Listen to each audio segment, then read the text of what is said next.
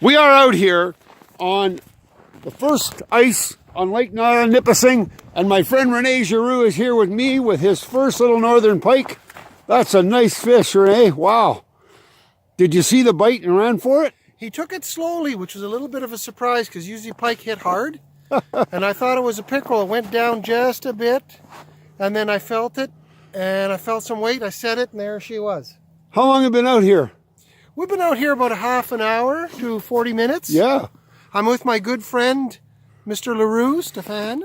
He calls me, and a lot of people call me, the Fishin musician because I play drums and I'm in a band. He's the fishing musician. He helped me set up here, and I'm very appreciative. That's a nice little pike. So, Yes. You're going to keep that one? We're going to fry that up between me and my buddy here. We had a deal when we came in. It was going to be half and half.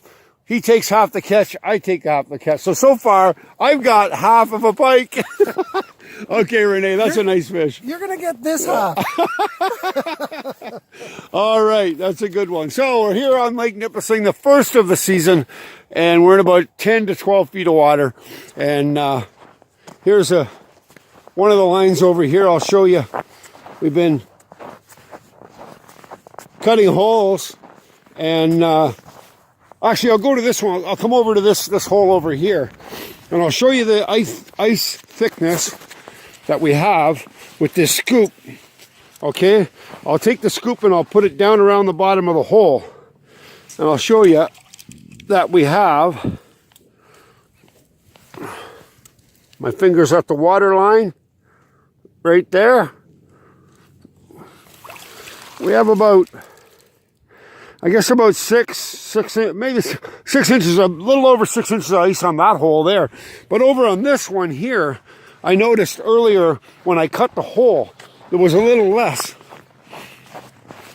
I'll do the same test on this hole over here.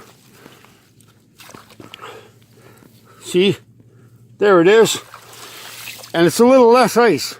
There's about 4.5 to 5 inches of ice. So it varies on where you go as to this darker patch of ice that you see. When it formed, it didn't form evenly. Probably some wind or uneven freezing is what it is. And that's how you test to see the thickness of your ice. Of course, using a spud chisel on the way out to chop a hole on the way out, and the sound of that chisel hitting the ice is very important to test the ice for the thickness and safeness of when you're walking. That's what we did today to get out here.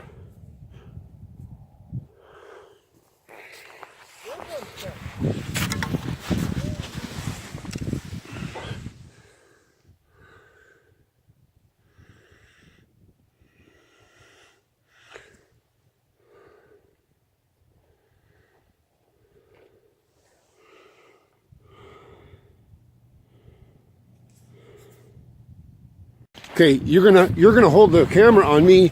Hey, how you doing? We're back for another segment here on Steph's Fishing Line, and I got a bite. Don't hit that button on the top. Okay.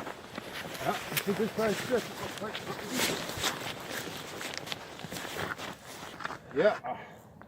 I gotta tighten the drag and get reeling it. Oh yeah, nice thing. Feels like a really decent sized fish. Oh, it's a pike. There he is out of the hole. Nice. Nice sized pike. Oh, and he got it. I think he broke the line off, is what he did. But I want to show you guys something here. A bright colored jig there. I'd like to thank Eric and David Yee for those beautiful bright jigs. I caught that pike on that one. I'm going to get my pliers after and get that out of there. Another decent sized pike. Those bright colors work, Eric. Thank you so much.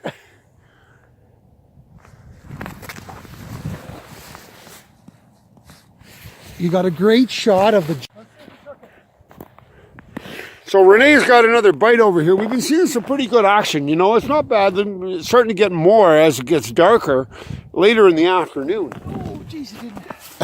There was something there, just sniffing. He had one. He's going to go grab another. Was your minnow okay there? I'm going to put a live minnow and throw it into this hole here. Right Oh, yeah. Here. Okay, I'm just going to keep the video camera on here for a minute because we could see some action on one of these other lines any second, and it could be another fish real soon right here. I got a gut feeling. Okay, so we're using just straight shiners, eh? Just straight shiners. Just emerald shiner. Emerald shiners, not. And I want to see how you're hooking your minnow. This is a secret. I'm hooking just slightly in the back in the dark, so it keeps it alive and gives it a lot of jig. And movement. You like just that right in the center in the back, eh? Yeah. And you use a treble hook on a lure, or just a regular treble hook? It's a little treble hook. I've been using them all year, and I just left it on. Yeah, it looks like about a number 4 treble hook, I believe. There he is. Okay, let's see that. That's good. Yeah. Okay. And then I just drop it in. Okay. And a good friend of mine told me to go about 10 inches off the bottom. Yeah, I think that's a good depth off. And we're in about 10 to 11 feet, and about 10 inches off the bottom is a really good depth. We have a little bit of a hit there behind us. And you got to be in that feeding zone, you know. And that's what that 10 inches off the bottom is all about, suspending the bait up. Yeah. So and it just sets it on the chair like that. Yeah, I'm going to go back and see what we got. Okay, so that's a pretty good thing. And you're keeping them in that cooler so they don't freeze up, right? That cooler's slightly insulated. It's slightly insulated. That's pretty good. That doesn't, so there's no slush in the cooler at all. See, the slush will choke them up. So you got to watch your minnows that there's no slush in there. And that's really good like that. There's a little tip for all you guys at home. Okay, let's go back over to this line over here. So Renee likes using these tip-ups. And it gives the fish a bit of a teeter, and a little bit of play, which is really good. I've added, because it's light, I've added 2 hooks in the back. Okay, that's just for counterweight. Yeah. Just for counterweight. But on here, are you using the same treble hook and sinker setup? Same treble hook. I haven't had as much success with this line. It's very, what's the word I'm looking for? Fluorescent? Oh, yeah, it's very visible in the water. It is. Yeah, I find that too. Yeah. This is a much bigger treble hook on here. Oh yeah, it looks like about a number 2 treble hook on this one. But maybe a giant pike will be interested. If That's true. That's true. You may have a bigger pike coming after that. Yeah, maybe. I'm just looking around at the other lines back here behind me to make sure that we aren't going to miss anything. I think we're in prime time. If it's going to happen, it's going to happen now. Yeah. Seen a little bit of snow coming down. Got a little bit cooler. We didn't get we didn't get the freezing rain that they were calling for. That's a good thing. Yeah. Okay, we'll check back with you, Renee, when you got another fish on the line, okay? Okay.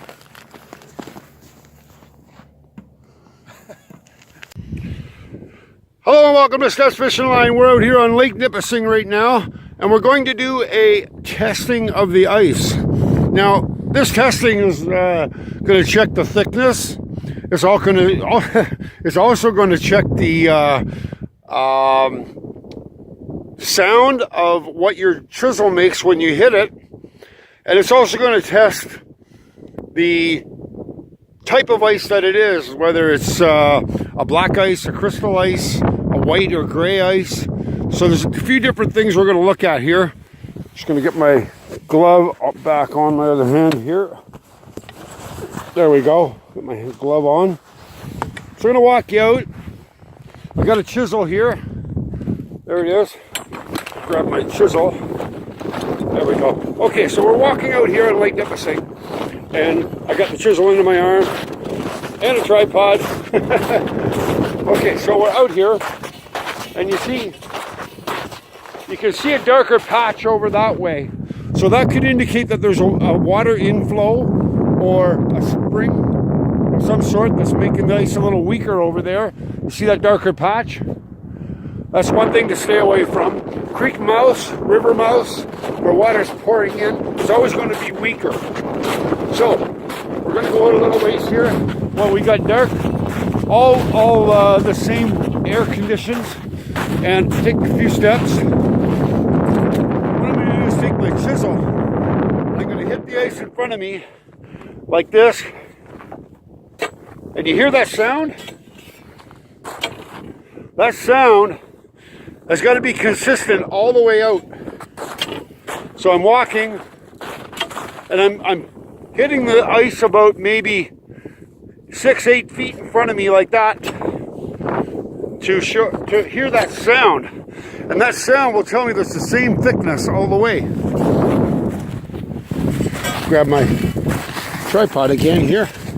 Okay, so I checked that for sound, and the sound is really good. So that means we've got the same thickness of ice all the way out here to where we're going to cut our first hole, which is going to be about here. Okay, tripod set. I'll put you guys right here. Yeah, you hear that chisel sound? That's what you want to hear on a consistent level all the way out. If you hear a drop in pitch, or donk, a lower pitch, that means that there's less ice. Set up here so you can see what I'm doing. And I'll cut the first hole right in front, right here. Okay. All right. There's space. Now you see there's no slush there. That's one thing to look for, is that there's no slush. Okay, the spot that I have done. See? Good to see that there's a hard top and no slush whatsoever.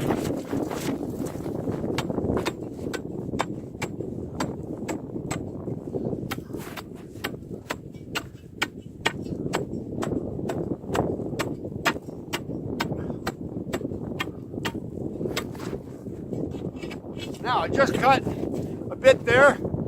So far I've cut about 2 inches, and it seems to be solid already.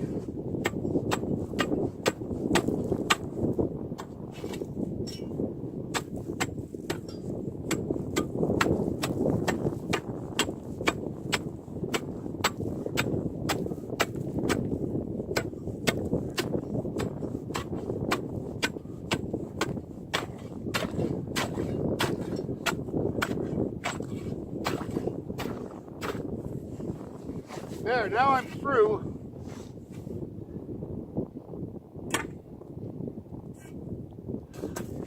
And here's the thickness of that ice. So I'm going to take out a tape measure. Take out the tape measure and show you that we've got just over 3 inches, almost 4 inches of ice. A full-grown man can walk on 2.5. However, this is just over 3.5 inches, almost 4 inches. Pretty healthy, and you'll notice the color of that ice is a creamy white, and that's the most solid ice.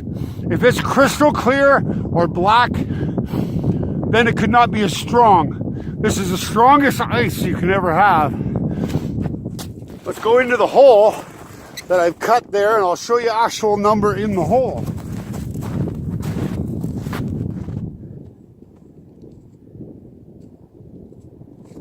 Yeah, I'm at the 4-inch mark there, and I'll do a test by taking my chisel with that edge there, put it underneath the ice.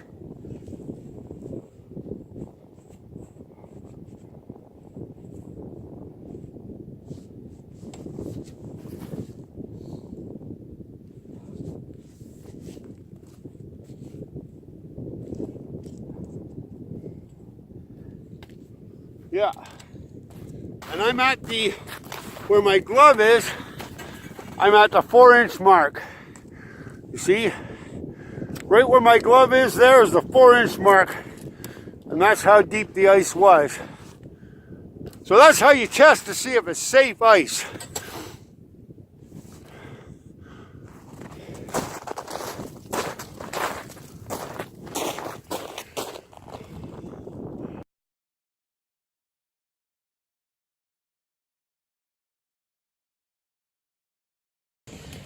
Are you sure you didn't kick your rod on purpose?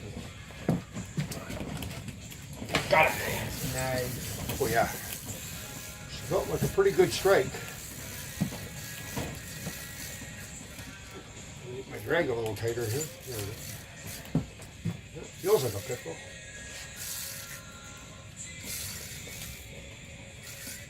Oh yeah, want to grab that out of the hole? I don't want to lift that up. It's not hooked very well. Just grab him by the back of the head there. Right on. Oh yeah, good one. All right, there. Now that's what I'm talking about. Using them walleye killer jigs that Stephen Pierre does. And to tell you, the color is perfect. Look at that. Nice walleye. Now, I put a stinger hook on that. I didn't really need it. It didn't need it, but you want to get good jigs. These are solid hooks that don't bend out. There's a nice walleye. Pretty decent size. That one down there. Yeah. But walleye killer jigs. That's the guy to look for right there, Steven. Awesome. Thank you so much, buddy.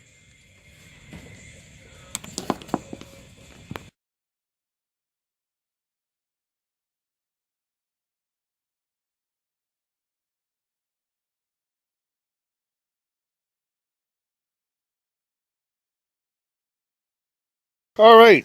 Nice. Fish on the line. Mr. Chris Stanley here on Nipissing. We're right out in front of the sewage plant. There's my shack. There he goes again. Running off again, eh? Yeah. Yeah. You haven't had a look at it yet? No. So you're about what, 8-10 minutes into it, or 5-10 minutes into it yet? They're getting about five now. Yeah, he's moving, eh? Oh yeah, he's coming up there now. Yeah. It's a pretty good fight. Yeah.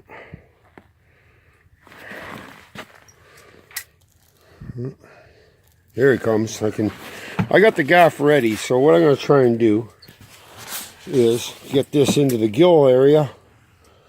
It looks like a pretty good fight, eh? Yeah, it's a nice fish. Yeah.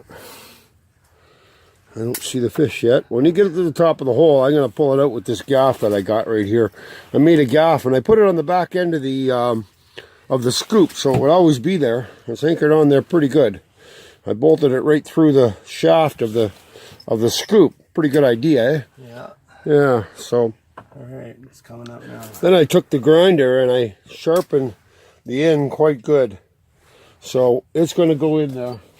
And that'll give me the gaff to be able to gaff it out. Now the regulations state you're only supposed to be able to, gaff a fish when it's already on a line, right? That's what it says in the regulations. Yep. You can't gaff them without them being on the line. Oh, he's peeling line off again. Look at that reel. Just singing. Oh, yeah. That's good. That's good. I wanted to catch one of them. Reels peeling off the line like that. Oh, that's quite the fight. Yeah. Good action right here on Lake Nipissing. Woohoo! He ran again. Wow. This is quite the fight. Yeah, it's going to be a big fish. I'm thinking big pike, by the way it's fighting, but it's got some slow movements, so it could be a walleye. Yeah. Can you feel him near the hole yet, or no? He went way back down to the bottom. He just took another run of string on me. There he goes again. Still taking. I haven't got much back. Oh yeah. Okay. The orifice open up there. Okay, hi. Yeah. Part 2 here, and Chris has got the fish almost at the hole now. There he And goes. he's taking off again. Oh, Again, I seen him. I think it's a pike. yeah, something big. And I've got the gaff here ready to go. It's on the back end of my scoop. And I'm going to get this into his gill. Pull him out once. Oh, yeah, it's a big pike. I can see the head of it. Yeah. Okay. Oh, that.